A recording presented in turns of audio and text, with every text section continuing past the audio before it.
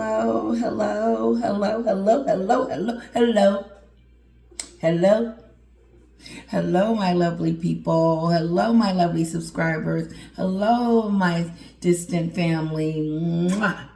Kisses to all of you. Thank you again, Raquel, for my lovely book, The Monk Who Sold His Ferrari, and this beautiful card. I really do appreciate it. So sweet. I'm going to cherish it. And it came in this beautiful paper. Beautiful paper. Anyway. Kisses, kisses. Okay.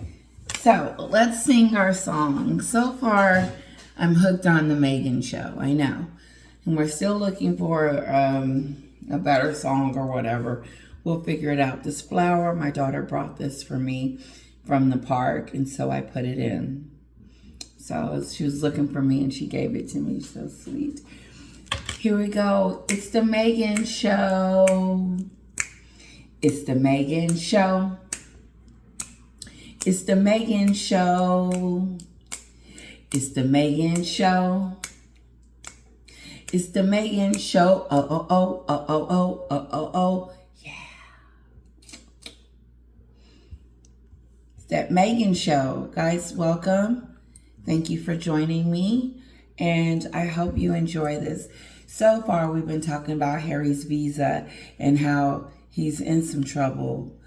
The Joe Biden administration is really working hard to protect Harry, and the Heritage Foundation looks like they're coming.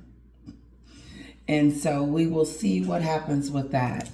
But what is interesting to me the most about that entire situation is the fact that his lawyer said that he embellished the truth.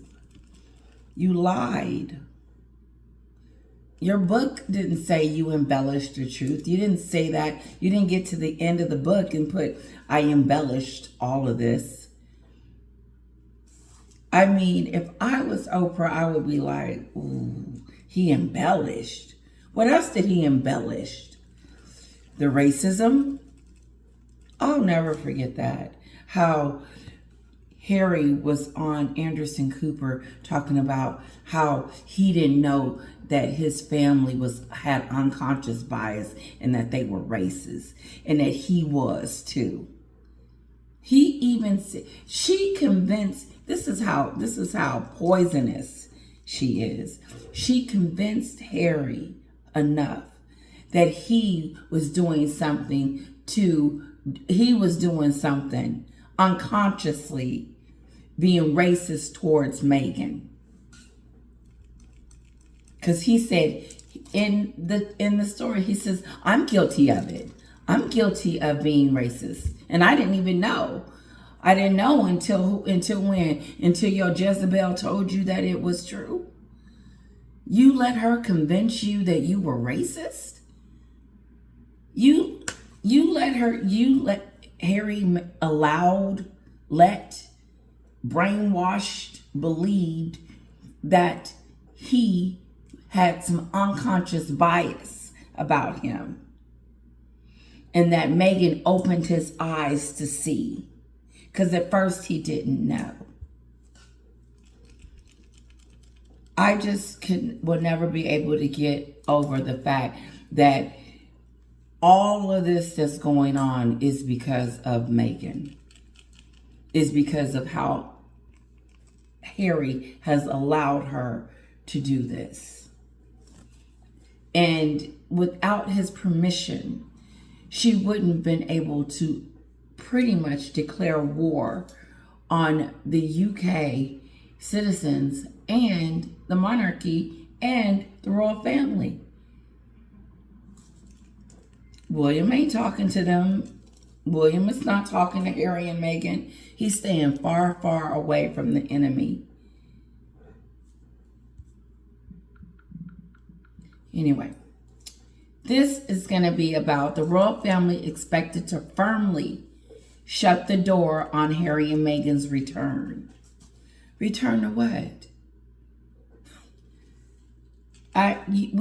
We heard him talking about that he was going to step in for his father, and that was that stupid stuff because you can't represent the Commonwealth or the monarchy or the royal people anymore, Harry, because of how you've treated them.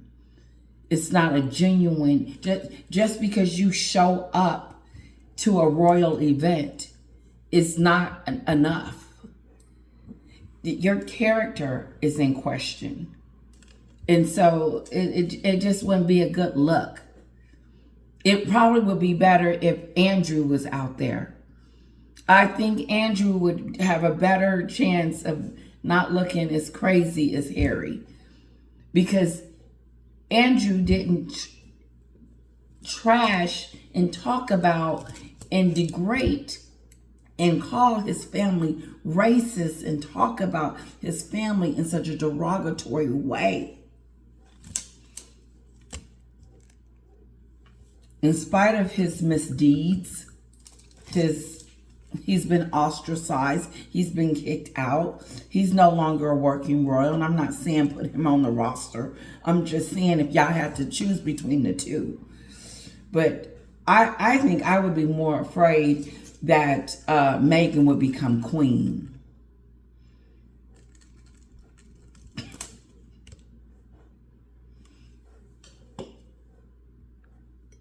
Now, the events of the last few weeks seem to show a little bit of a softening, let's say, from the Sussexes towards the rest of the royal family. Now, your masthead, The Mirror, has suggested this week that they're morphing back into being royals. What are the giveaways? Well, certainly. I mean, there's been a lot of controversy, both sides of the pond, really, for Harry and Meghan, and they're not far from it most of the time. However, my understanding was Prince Harry had expressed his desire to try and take a temporary role back within the royal family. Can you believe that the deal he signed, the Sandringham Summit 4 years ago when they decided to leave the royal family, that he would want to try and come back on that? Now, the late Queen, Prince William, and the then Prince of... Anderson Cooper asked him, he said, do you think that you will ever be a working royal ever again? And he said no. So why would he assume that he would be... this is Meghan's idea. Why don't you run over there and let them know that you can be a part of it? That way we can still be connected. And that way people are like us again. I'm going to help out. I'm going to step in as an ambassador for my father, the king. No, Harry, you have disgraced yourself. You have disgraced yourself. You no longer represent that. It's a joke. That's that stupid stuff. You cannot go and speak and do things on behalf of me because you don't represent what we represent anymore. Unfortunately, you cannot no longer be a part of that for thousands of reasons. So for him to even insinuate, it was laughable. It was funny. Ha ha. Ha ha ha.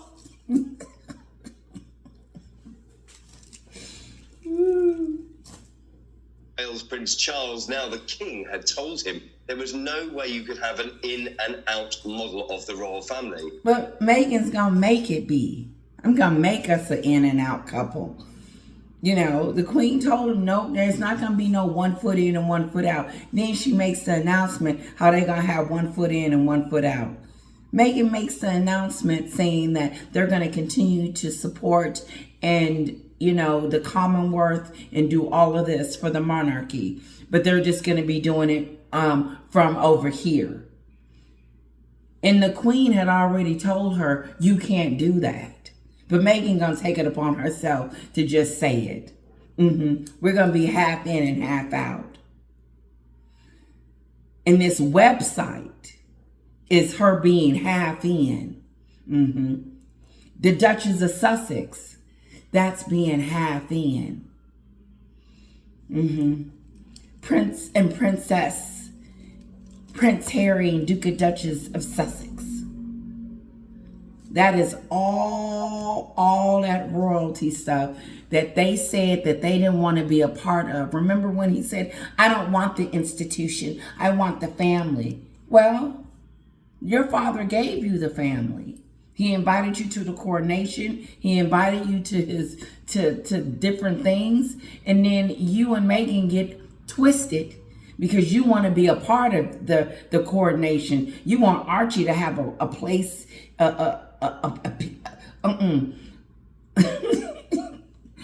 She wanted Archie to have a moment by himself at the coronation. Then she wanted to be at the balcony looking and smiling for the cameras.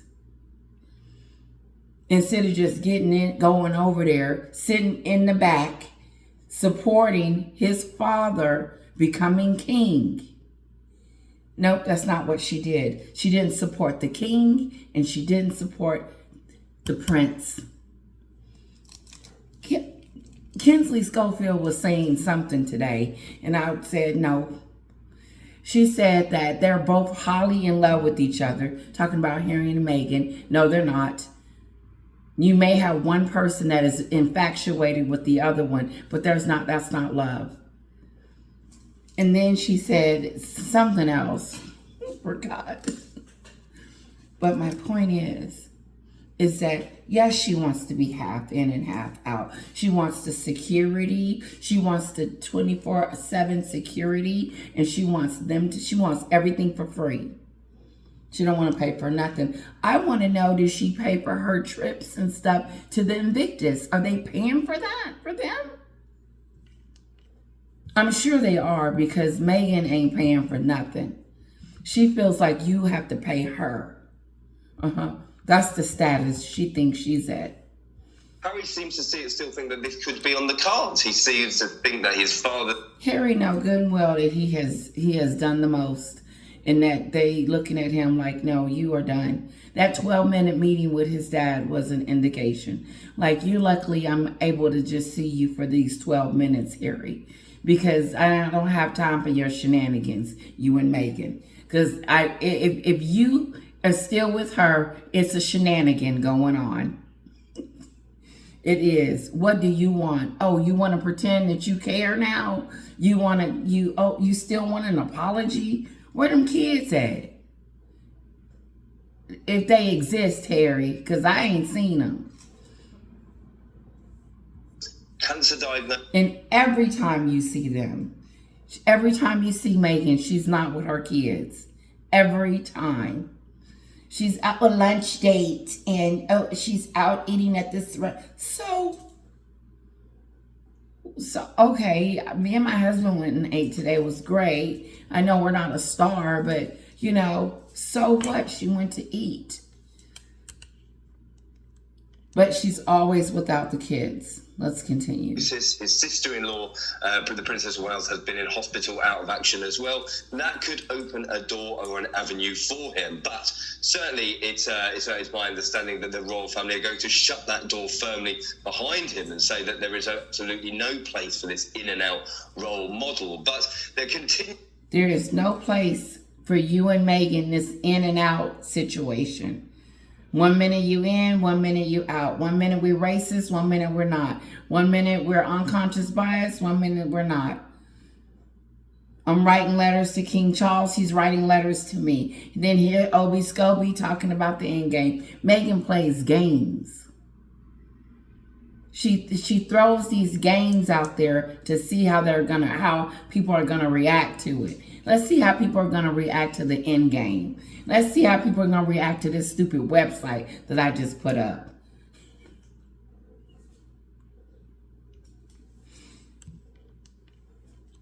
An idiot. You're an idiot. And she's talking, and she's too loud. She's too loud. Harry needs to tell her to be quiet. Somebody said they're gonna go to Canada. They're gonna have to do something. Something's gonna happen, because the deals ain't there. And let me tell you, the Luminiti and lemonade and lemon ain't happening. Okay? Good. Listen, I haven't even went on there to check it. You know how you go and you check to see what it is that she is gonna be doing? I don't care. So I'm just waiting on her to make another fool out of herself with one of these podcasts. And all she's going to do is talk about herself, and then it's going to get real boring, and I'm going to be like, okay, I'm done. in Whistler. They were at the Invictus Games 1 year ceremony last week, and certainly they are morphing into this whole new role for themselves, royal or otherwise. So I think it's a very interesting period of time for Harry and Meghan. As you said, that olive branch offered by Harry seems to be resoundingly rejected, which you can understand. Even Donald Trump has today taken a view on this. Now, Prince Harry, we understand, is against the idea. Do we know precisely the reasoning? Well, the issue for Prince William is certainly that he feels that his brother needs to come to the table and apologise to the family. You've had, countless TV interviews, starting with the Oprah Winfrey, then the Netflix series, the memoir that absolutely savaged. William is probably waiting on more than an apology. I don't even think he would accept it, because would it be genuine? What would the apology do for you, Harry? But it's interesting how they're holding out from an apology from the royal family as they go on about their business and pretend like the Montecito duo don't exist. They really do, and they do it very well. No, that was Meghan's stupid mistake to believe that the king was going to apologize to her, to Harry's Jezebel. I'm not saying I'm sorry to your Jezebel after she came up in here and wreaked havoc after we gave her all of this. We gave her that royal website that she didn't post it recently, talking about how she's the Duchess of Sussex. It is truly something else. And if I was like close to her friend, I would be thinking to myself, how is you using that name after you just name them in a book and the way you treat them? Like, how do you use the name and the royal crest? And I mean, it's unbelievable. This is what's going down. Listen, since she treats it like it's a job, or I don't know how she treats Harry's stuff, but it's not good. Then when it's over, since you stepped down and said that you didn't want to be a royal anymore, that you didn't want to be a princess, that you didn't want everything that you were given when you became his wife, you forfeited it and said you no longer want to be a part of this situation. And so since then, if you didn't want to be a part of the situation, there's stipulations that go along with that, which means no titles, no using them to make money, and so on and so on. You are now considered Meghan. Okay? And if that's what you want to do, no security. You don't get security either. You don't get anything. All the perks and the privileges of being a senior royal is stripped from you. And she refused to accept it. Meghan refused to accept that, to the point where she uses the name Duchess of Sussex.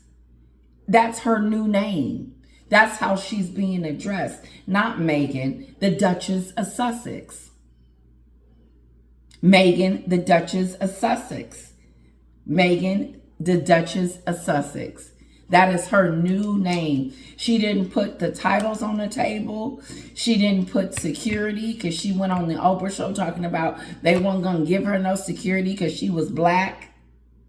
But they gave her a 30 million pound wedding, but they weren't going to give her no security because she black and her kids are black.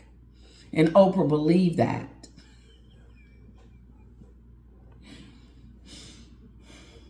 No more balconies, no more robes, no more hanging out with dignitaries, no more trips, there's no more allowances for your wardrobe, no more cars picking you up and treating you like a princess. It's over.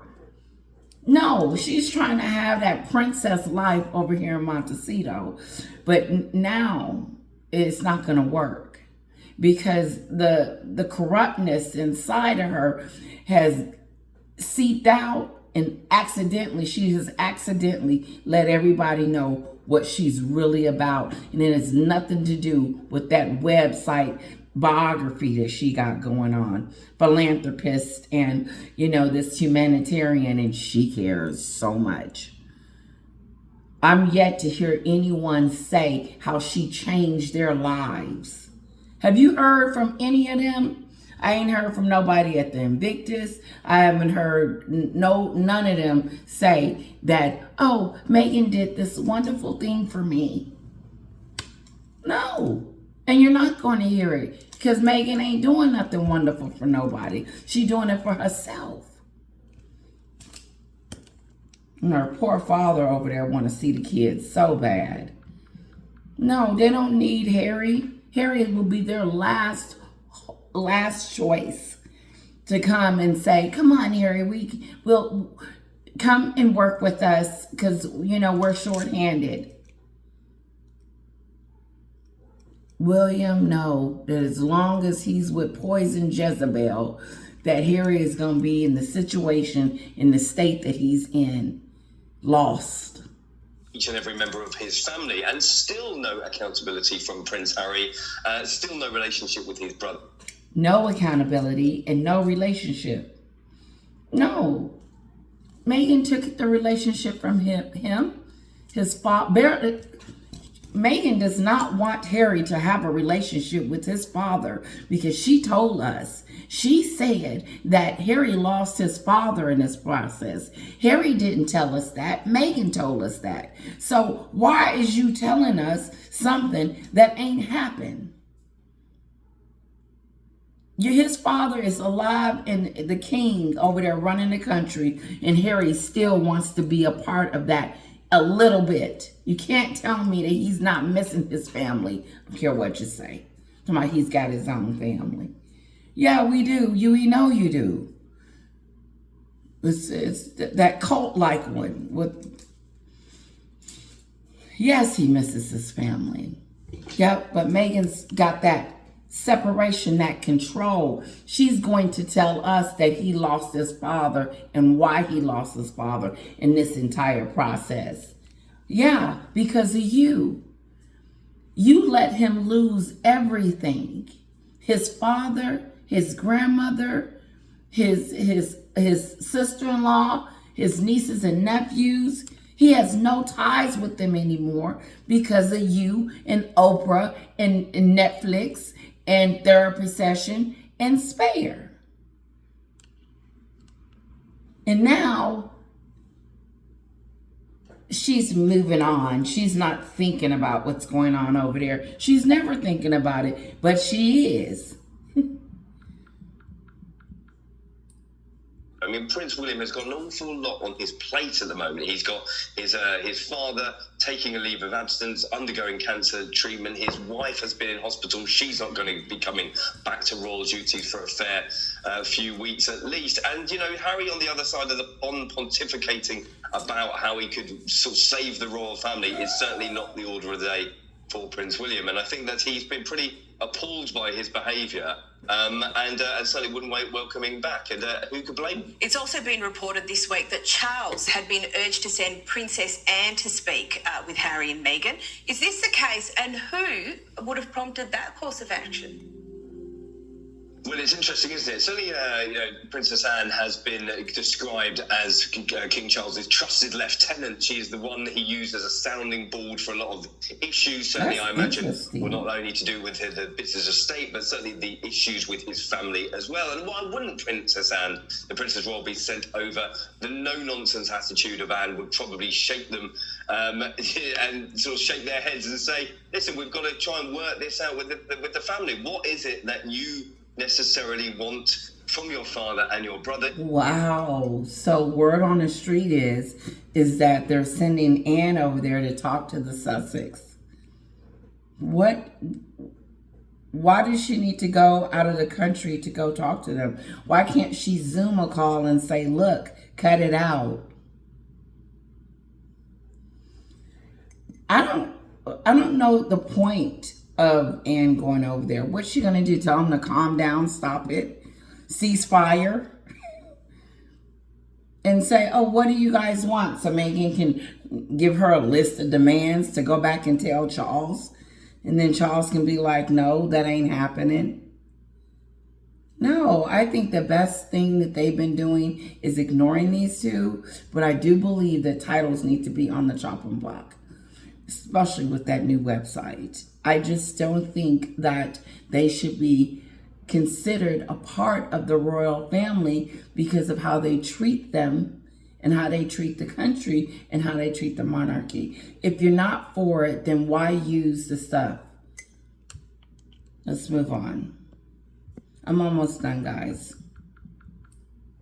Is it an apology? Is it a sit down? Is it something that sort of can't be brought to the table just for the three men to try and sort their differences out? No. But I think whether Anne would actually go over speaks volumes, because she definitely does have a relationship with Harry. She was the one who met him at Balmoral when he flew in, and when the late Queen was. What they need to do is just keep waiting, and Harry is going to snap. He's going to get sick of it because it is relentless and forever going on 24/7. And at some point, something has to come to an head. It's not going to continue. Everything continues to do this. And so it's not going upward. There's no new deals. There's not $1 million thing. There's not $1 million deals. There's not, because if it were like Luminato, she would come out and tell us. She wants us to know that she's successful and she's got it going on and she's not worried about anything. And, you know, it is what it is. She's a philanthropist. Passing away, and certainly she might only be his only ally in the camp at the moment.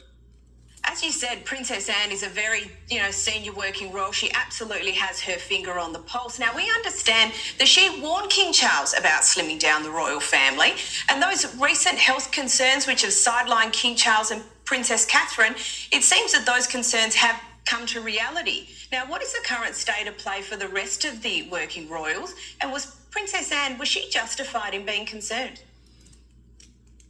Well, it's interesting because Princess Anne and King Charles had often spoke about this, and the King's vision has been realised in recent years, mostly by accident rather than design. Certainly, we had Harry and Meghan leaving of their own accord. Prince Andrew had to be booted out in disgrace. Of course, he's taking this leave of absence to undergo cancer treatment. As you said, Princess Kate is on the sidelines for a few more weeks, possibly months as well. And Princess Anne had argued against this slimmed down monarchy, saying, there's not really a lot of us left. There is an awful lot to do. Don't slim it down. Charities, organisations that the royal family have an association with, and it's looking pretty threadbare at the moment. So they're spread very, very thinly. There's not a lot of them to go round. Obviously, there's the issues of how much money they're costing. It's very, very prevalent in conversation here in the UK and abroad. So I think it's something that possibly the King does consider, and whether to kind of bring some reinforcements in from the sidelines,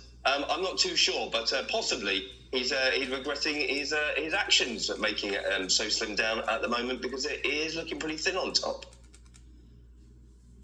Now, Queen Camilla has obviously been holding fort during the King's absence from official duties. This week, she presented the Queen's anniversary prizes, which have been presented since 1994. Can you tell us about these specific education-related awards?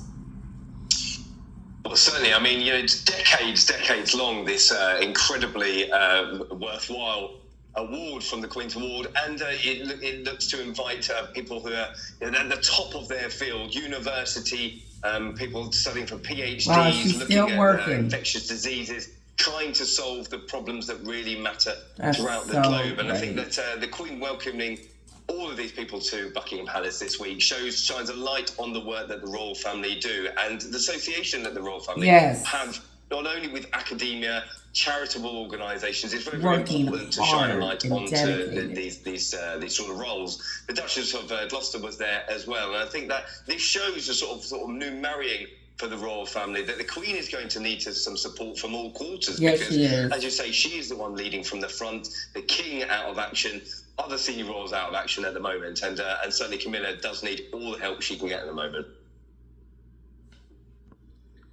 Well, guys, thank you so much for joining me. I hope you enjoyed this video. Kisses to all of you. Don't forget to hit like, share, and comment. And now I'm going to go take a nap with the rest of the family. Kisses.